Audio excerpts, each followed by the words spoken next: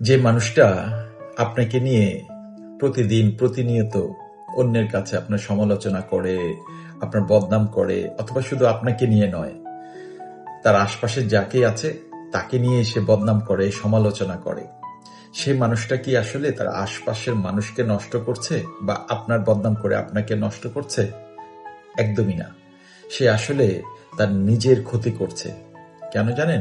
যে মানুষটা প্রতিনিয়ত আপনাকে নিয়ে বা সবাইকে নিয়ে অন্যের কাছে বদনাম করে, সমালোচনা করে, একদিন সেই মানুষগুলো বুঝেই যাবে যে আপনার কাজই হচ্ছে সবাইকে নিয়ে সমালোচনা করা, সবার দোষ ধরা। তার কারণ হচ্ছে আপনি ইনফেরিয়রিটি কমপ্লেক্সে ভুগেন।